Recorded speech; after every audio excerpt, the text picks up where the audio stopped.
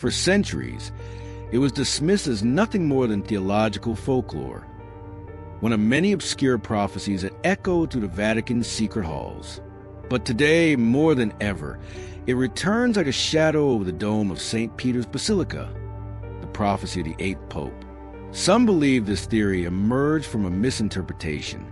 Others claim it was intentionally buried by the highest ranks of the Church, afraid of the devastating impact it could have on millions of faithful believers.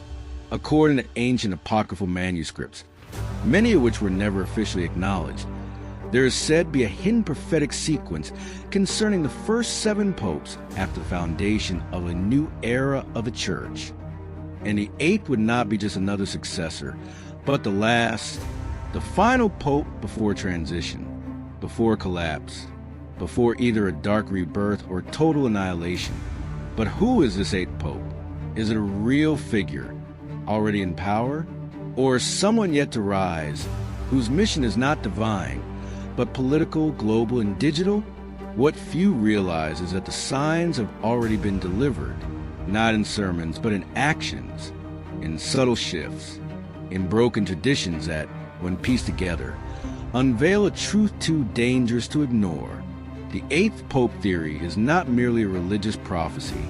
It's a warning, a code, a message that the Church as we know it might be living its final chapters. At the center of this chilling prophecy lies a question that has haunted scholars, mystics, and theologians alike. Who exactly is the 8th Pope? To answer this, we must look back, not just at the list of pontiffs, but at the redefinition of the Church's timeline. Some researchers claim the count doesn't begin with St. Peter, but rather with the establishment of a new ecclesiastical world order. What some call the modern Church, marked not by tradition, but by transformation. Under this theory, the papacy that began in the 20th century, starting with Pope Pius XII or even John XXI, marks the first of 7.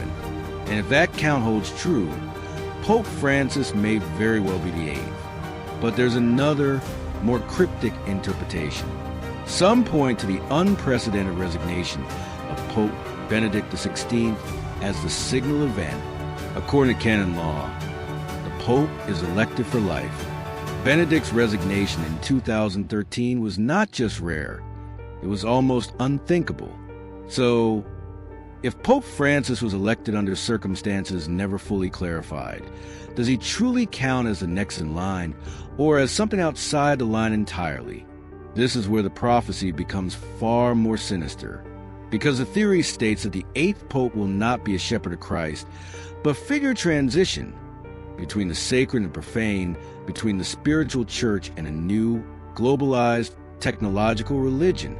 A pope who appears holy, but whose true role is to prepare the throne for something else, something not of heaven, but of earth. Throughout history, the rise and fall of empires have followed a haunting pattern, and nowhere is that pattern more dramatic and more prophetic than in the story of Rome. The Vatican, hearted Catholic Church, sits atop ancient ruins.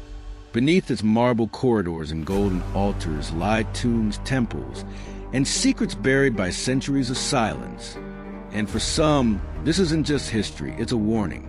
According to several esoteric prophecies, the reign of the 8th Pope will mark the spiritual fall of Rome, not through war, but through corruption from within. The signs are already appearing.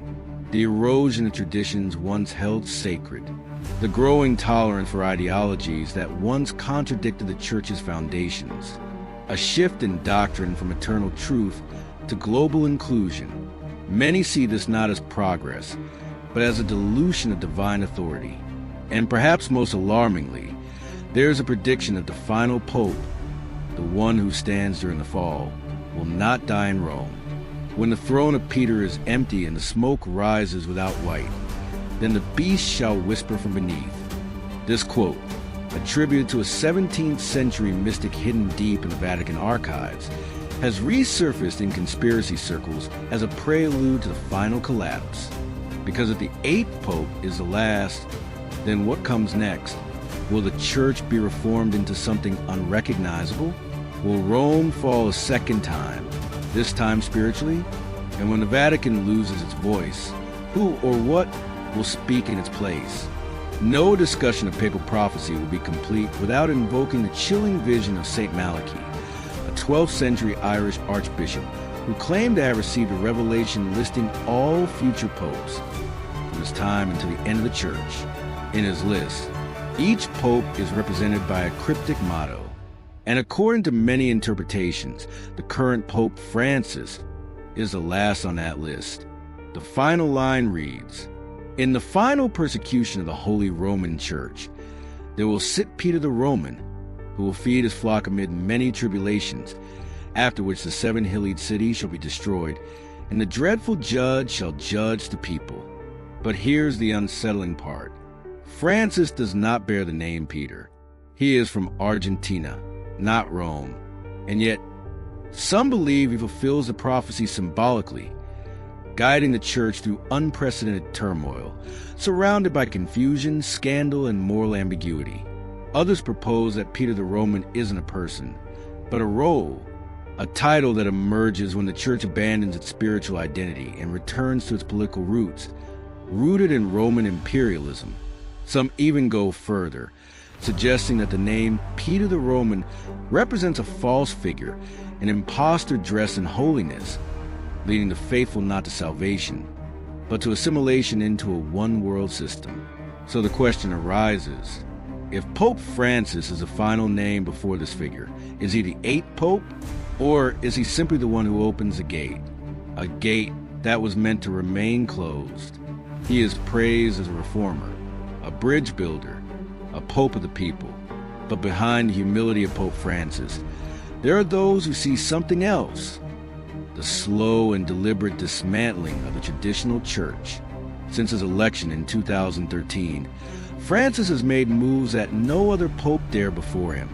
He has challenged doctrine, altered long-standing liturgical customs, and emphasized a form of universal acceptance that, to some, feels more political than spiritual. The church must open its doors, he says. But critics ask, to whom or to what under his papacy? There's been an unprecedented rise in ecumenical partnerships, alliances with Islamic, Jewish, Buddhist, and even non-religious organizations.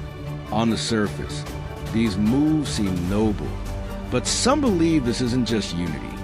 It's the foundation of a singular global faith, one that abandons a cross for the symbol of coexistence at any cost. And then there's the silence surrounding scandals, the ambiguity in dogma, the subtle repositioning of sin as subjectivity. For the first time, the church doesn't seem certain of anything. Could it be that Pope Francis is not the destroyer, but the transitionary figure? The one who prepares the throne, as the prophecy foretold. Many traditional Catholics are alarmed. They say Francis is not defending the faith, but reshaping it, from something divine and absolute to something human and flexible. But prophecy often speaks in layers. Perhaps the 8th Pope isn't a villain, but a necessary piece, the one who lights the fuse. Because after him, there may be no more debate, no more compromise, no more tradition to defend. Only a choice: follow the new faith or hold on to the old one at any cost. The church of the past was built on mystery, dogma, and divine authority. The church of the future? It may be built on data, dialogue, and digital control. Over the past decade, subtle but undeniable forces have been reshaping the Catholic Church, not just spiritually, but structurally. What was once a bastion of unchanging truth is now rapidly adapting to a new world order. And the transformation isn't accidental. Pope Francis has openly embraced ecumenism, calling for a unity that transcends Christianity. He has spoken before the United Nations, the World Economic Forum, and formed alliances with tech companies and global institutions. The message is clear. We are one world, one family, one future. But behind the language of peace and unity, some see a new religion rising, one not rooted in scripture, but in social engineering, artificial intelligence, and digital ethics. In 2020, the Vatican launched an initiative known as the Rome Call for AI Ethics, partnering with Microsoft, IBM, and political leaders. At first glance, it seemed noble, a push for responsible AI. But analysts noticed something strange. Why is the church partnering with tech giants to define moral frameworks for machines? Why is the Vatican digitizing sacred texts and exploring virtual spirituality? And why are traditional confessions being replaced by apps, while biometric data is being discussed as a new way to connect souls? Some believe the answer is terrifying. The church is preparing not to resist the system, but to merge with it. Imagine a world where the next pope is not elected by cardinals, but by algorithms, where the homily comes from a global server and absolution is granted via digital scan. It sounds insane until you realize it's already happening. And in the midst of it all, the eighth pope, not a man of God, but a manager of the shift, the final shepherd before the church becomes something else entirely. A tool, a platform, a program. And faith? Faith will be redefined. They call him the Holy Father, the successor of Peter, the vicar of Christ. But what if the true vicar of the end is not who we think it is? For centuries, the idea of the Antichrist was painted with horns, fire, and open defiance against God. But prophecy rarely speaks in literal terms. The real threat, say mystics and esoteric theologians, is not one who destroys the church from outside, but one who transforms it from within. A shepherd dressed in white, a voice of unity, a master of mercy and modernity. In secret circles, he is not called the Pope at all, but the bridge, the one who gently, silently, leads a flock away from sacred ground and into something new, something unholy, not through war, but through redefinition. This vicar of the end doesn't curse the name of Christ. He rebrands it. He doesn't close the doors of the church. He opens them wide enough for the entire world to step in with all its ideologies, its gods, its systems. He speaks of peace. He walks with the poor. And yet, behind his eyes, some claim to see another agenda, one not written in the Gospels, but in the manuals of power. Could the eighth pope be this figure? The final mass before the truth is revealed? A global spiritual leader who isn't leading souls to heaven, but ushering them, smiling into the new order? In the hidden corridors of the Vatican, beneath the marble floors, behind locked doors, there are archives no outsider has ever seen. Some call it the Chronicon, others the Silence Vault. But among the whispers that seep through its stone walls, one name echoes with growing urgency: Peter II. No pope has ever taken that name, perhaps out of reverence to the apostle, or perhaps because they were warned never to do so. According to an obscure medieval document, kept out of public hands, the coming of a Peter II will mark the final hour of the church, not a return to its roots, but a full circle, ending where it began, in betrayal, fire, and martyrdom. Some believe Peter II is not a man, but a manifestation, a role filled not by name, but by purpose, and that he is already here, disguised behind robes of humility and messages of inclusion.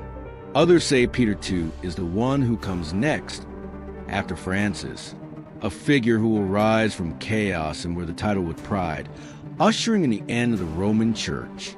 And then there are those who believe something far darker, that Peter II isn't human at all, that he is a system, a digital church, a coded vicar, a worldwide network that replaces pulpits with platforms and sacraments with simulations. Whatever the truth may be, one thing is certain: the Vatican is changing, the papacy is changing. And as the smoke of tradition fades, something ancient stirs in the silence beneath the altar. The eighth pope may not be the end. He may be the beginning.